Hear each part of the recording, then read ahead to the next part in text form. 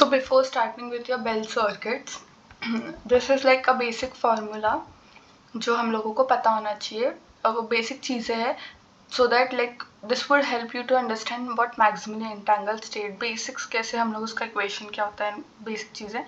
तो सपोज करो कि तुम्हारे पास गिवन है कि नंबर ऑफ क्यूबिट्स तुम्हें पता है तो यू कैन फाइंड आउट कि कितने नंबर ऑफ कॉम्बिनेशंस जनरेट हो सकते हैं.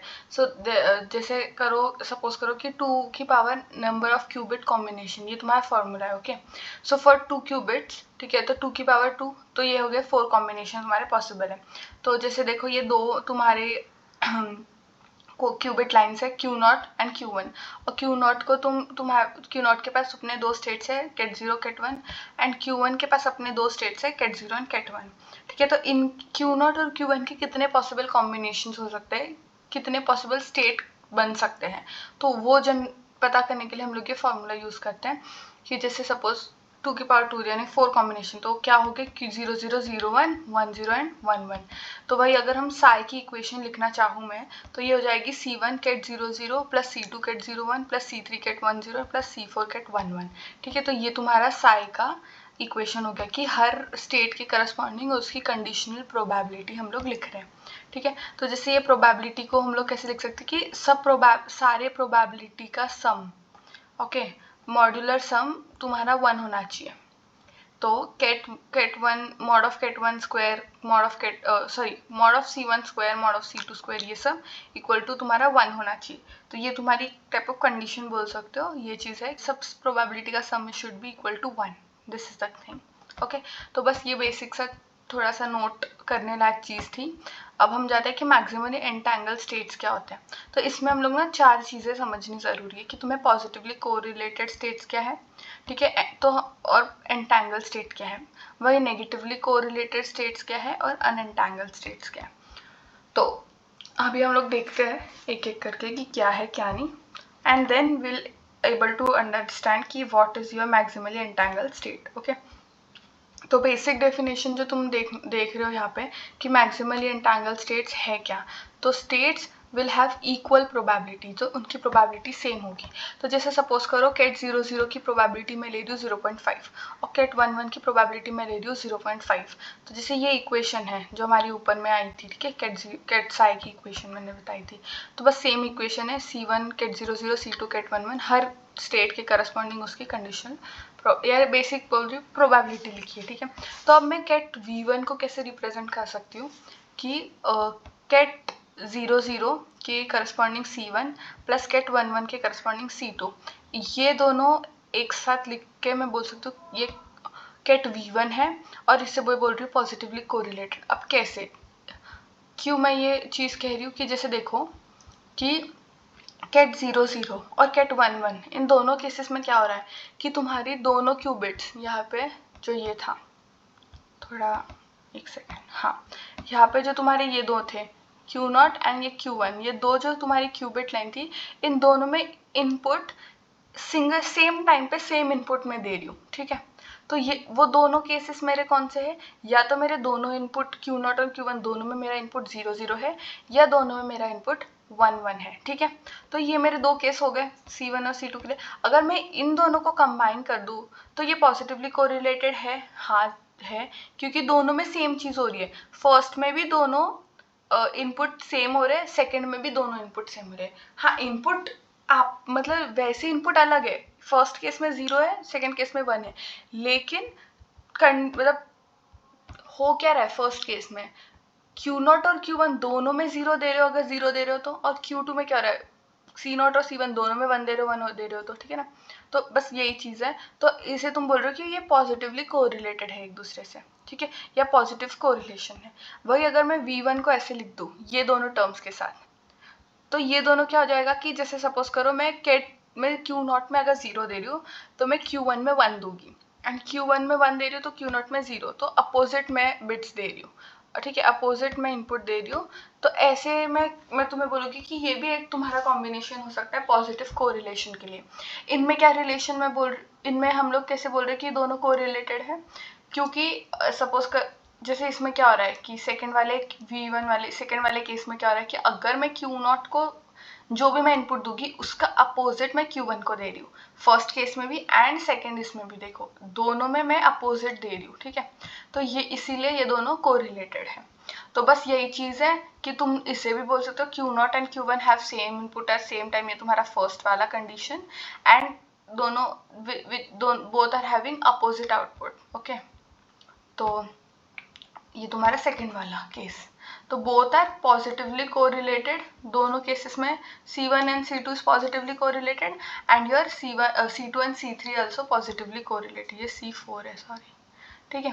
तो इन दोनों को मैं बोल रही हूँ फर्स्ट वाले की केट V1 और केट V2, चलो V2 कर देती हूँ इसको, ठीक है। ये दोनों तुम्हारा है एंटैंगल स्टेट, ठीक है ना। अभी देखो सपोज करो, अब तक मैं रिलेशन क्या है, कैसे कोरिलेटेड है, वो वाले केसेस ले रही थी।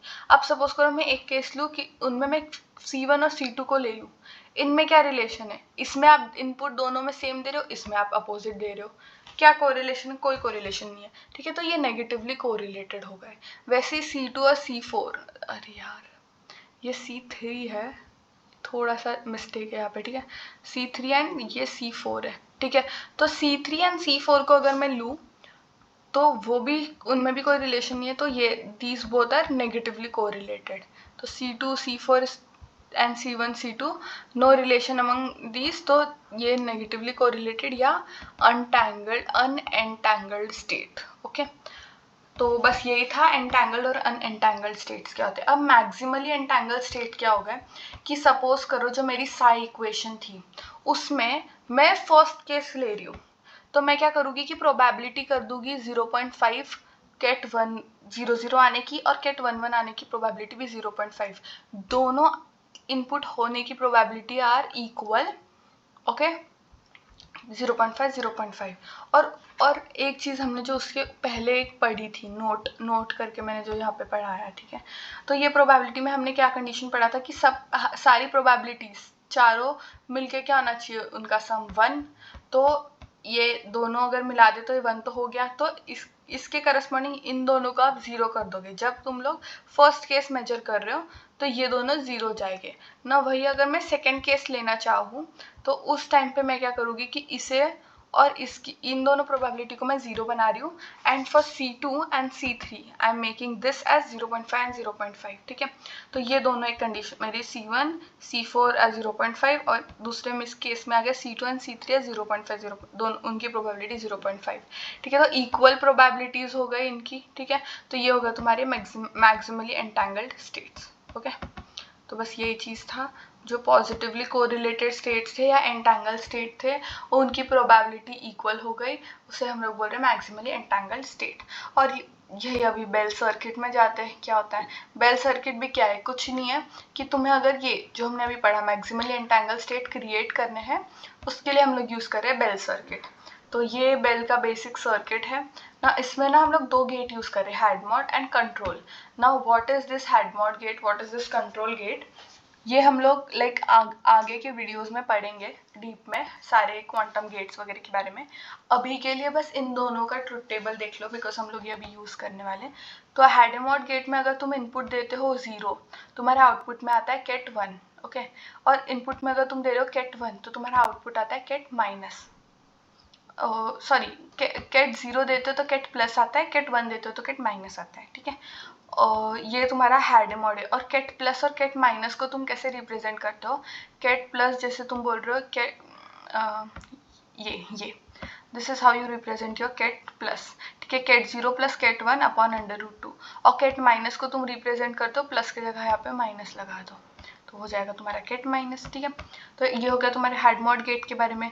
अब ये क्या है, C0, that is control not. ये तुम्हारा कंट्रोल लाइन होता है ऊपर वाला और तुम्हारा होता है टारगेट लाइन। कंट्रोल लाइन नाम से बोले कंट्रोल करेगा किस चीज़ को, तुम्हारे नॉट गेट को। अब नॉट तुम नॉट तो बेसिक हम लोगों को पता ही है कि क्या करता है, बिट्स को फ्लिप करता है। 0 दोगे तो 1 आउटपुट करेगा, 1 दोगे तो 0 करेगा। लेकिन ये नॉट वर्क कब करेगा वो डिसाइड करता है हमारा कंट्रोल बिट। तो अगर मेरा कंट्रोल इज 1 तो मेरा फ्लिप होगा, that is not will work, else my not will not work, okay. तो जैसे इनपुट में जब मेरा control is 0 and not gate में 0 इनपुट दूंगी तो कोई फर्क नहीं पड़ता तुम्हारा इनपुट नॉट में 0 जाए 1 जाए, as long as your control is 0, जो कि फर्स्ट 2 केसेस में है, your output would be the same. Now देखो, अब मैंने कंट्रोल कर दिया 1, कंट्रोल को मैंने अगर 1 कर दिया तो नॉट में 0 था वो फ्लिप हो गया 1 से, ठीक है। कंट्रोल में मैंने 1 कर दिया तो नॉट वर्क करेगा, 1 का फ्लिप हो जाएगा 0 में। तो ये हमारा सी नॉट का ट्रुथ टेबल। तो अभी देखो ये वर्किंग तुम्हें अगर समझ गई ना हैड मॉड और सी नॉट की, तो तुम बेल स्टेट्स जो है बेल सर्किट से, तो तुम बहुत आसानी से डिराइव कर लोगे। तुम्हारे बेल स्टेट्स क्या है, ये कि तुम x और y को अलग अलग इनपुट देते हो, ठीक है, 0 0 0 1 1 0 1 1, जो ये हमने 4 कॉम्बिनेशन यहाँ पे देखे थे, ठीक है। This you give as your input to x and y, ठीक है, और तुम्हें आंसर मिलता है gate beta x, y, this okay. तो ये तुम लोग आंसर मेजर करते हो। तो ये कैसे तुम डिराइव करोगे ना, ये तुम कैसे, ये तो चलो तुम लोग याद कर भी सकते हो, और याद नहीं भी हो रहा है तो it's not necessary, you can derive it, ठीक है। तो डेरिवेशन समझ लो, ये चीज़ें याद रखने की बिल्कुल भी ज़रूरत नहीं पड़ेगी। डेरिवेशन भी क्या, मैं बोल रही हूँ कि अगर तुम्हें ये सर्किट कैसे वर्क कर रहा है ये समझ गया ना, तुम डेरिवेशन अपने आप से लिख लोगे, क्योंकि वही डेरिवेशन है, how the circuit is working that we have to show. या तो फिर you can directly use the formula as well. तो सपोज करो पहले हम लोग देखते हैं कि if we go through circuit, how the circuit is working, and then we try and derive what would be the output for gate 0 0, कि मेरा x का इनपुट भी 0 है एंड मेरा y का इनपुट भी 0 है। तो अगर मैं x में इनपुट दूंगी 0, यहाँ पर देखना, अगर मैं x का इनपुट दे रही हूँ 0 तो हेड मॉड गेट पहले लगेगा। हेड मॉड में मैंने क्या बताया था, अगर इनपुट 0 होता है तो आउटपुट क्या देता है, कैट प्लस। तो यहाँ पर मेरा आ जाएगा ये कैट प्लस, ठीक है। अब कैट प्लस को कैसे रिप्रेजेंट करते हैं वो चीज़ मैं यहाँ पे बता चुकी हूँ already, ket 0 plus ket 1 upon √2, ठीक है। वो चीज़ मेरे कंट्रोल में दूंगी, ठीक है, और इस चीज़ को मैं कंट्रोल में दूंगी। और y मेरा फर्स्ट केस में क्या है, कैट 0 है, ठीक है, तो मैं नॉट में दे रही हूँ कैट 0। अब ये कैसे काम करेगा कि देख लो, जैसे कैट प्लस को क्या बोला था तुम्हें, ये, तो जब मेरा कैट 0, ये सी नॉट इज मेरा कंट्रोल इज 0, ओके, एंड तो मेरा y क्या होगा, सेम ही रहेगा, तो 0 0 ही रहेगा। कंट्रोल मेरा 1 हो गया तो y क्या हो जाएगा, फ्लिप हो जाएगा, तो 0 से मैं 1 लिख दूंगी यहाँ पे 1 1, ठीक है, √2। अब ये ना एक सेकेंड में ढंग से मैंने लिखा है नोट्स में, वही से समझाए तो थोड़ा बेटर क्लियर होगा। तो बस ये मतलब मैं बताना चाह रही थी सर्किट में कि कैसे वर्क करेगा, थोड़ा अच्छे से देखना चाहे तो ये देखो, हेड मोड में मैंने पहले x को हमने इनपुट दिया 0, हेड मोड गेट लगा, आउटपुट आया प्लस, प्लस को हम ऐसे रिप्रेजेंट कर रहे हैं। अब सी नॉट में जा रहा है ये सेम चीज़, अब ये कब वर्क करके, x does not work and x, देखो x इक्वल टू 0 जब होगा, ये जब 0 होगा तो तब तुम्हारा नॉट विल वर्क और नॉट नहीं वर्क करेगा, ठीक है।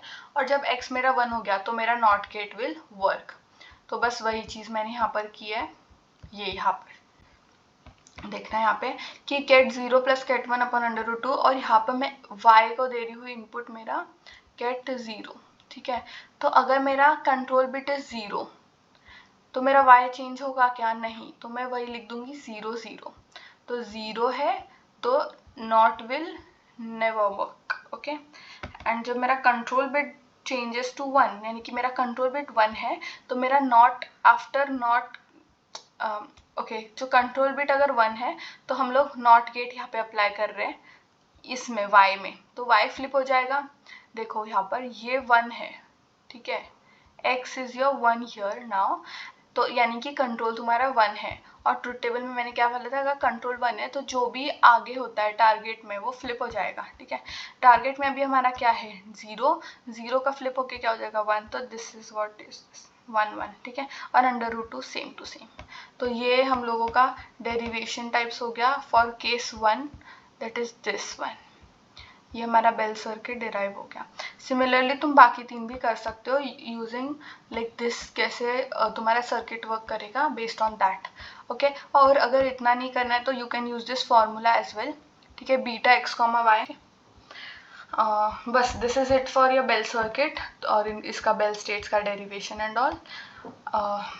तो अगर एग्जाम में आ रहा है कि डिराइव योर बेल स्टेट्स, ठीक है, बेल स्टेट्स डिराइव करने आ रहा है तब भी तुम यही करोगे। अगर तुम्हें बोल रहे कि मैक्सिमली एंटेंगल स्टेट को डिराइव करो तो तुम ये चीज़ नहीं करना, ये डिराइव करना है, ये चीज़ सेम बेल स्टेट्स को ही डिराइव करना है अगर मैक्सिमली एंटेंगल स्टेट डिराइव करने आए तो, ठीक है। तो ओके, और अगर मैक्सिमली एंटेंगल स्टेट होता क्या है ये सब कुछ पूछ ले तो ये ऊपर लिखना है कि तुम्हारा पहले पॉजिटिवली कोरिलेटेड क्या है, नेगेटिवली कोरिलेटेड क्या है, एंटेंगल्ड स्टेट क्या है, अनएंटेंगल्ड स्टेट क्या है, and then maximally entangle state क्या है। This is your all you'll right, okay. बस ये चीज़ थी। और ये बेसिक सा एक और चीज़ देख लो कि जैसे अगर तुम मेजरमेंट कर, ओके ये सर्किट के बारे में, तुम क्वांटम सर्किट से बनाते हो तो बेसिक अगर तुम मेजरमेंट कर रहे हो तो this is how your measurement looks like. अगर क्वांटम लाइन को तुम रिप्रेजेंट करते हो एक सिंगल लाइन के द्वारा और क्लासिकल लाइन को तुम 2 लाइन और यहाँ पे एक स्लैश, और इसके ऊपर में हम लोग सी लिखते हो। सी के सबस्क्रिप्ट में एक नंबर होता है, वो नंबर क्या है, सी के सबस्क्रिप्ट में तुम्हारे नंबर ऑफ क्लासिकल लाइन्स, ठीक है। तो जैसे अगर समझो मैं बोल रही हूँ क्यू सी इक्वल टू 2,4, तो ये तुम्हारा है कि 2 qubit line and 4 classical line. तो बस 2 क्यूबिट लाइन बना दी Q0 Q1 एंड एक क्लासिकल लाइन बना दी। क्लासिकल लाइन हमेशा एक बनेगी और यहाँ पर हम लोग लिखेंगे सबस्क्रिप्ट में number of classical line which is 4, तो हम लोग यहाँ पे 4 लिख रहे हैं, दैट इज़ इट। और ये चीज़ क्या है, ऐसे लाइक क्विस्किट प्रोग्रामिंग में तुम ऐसे सर्किट क्रिएट करते हो। क्यूसी क्वांटम सर्किट क्रिएट किया मैंने, उसमें मेरी number of quantum lines are 2 and classical lines are 2, ऐसे। So this is how the circuit would be created. So that's it. Thank you.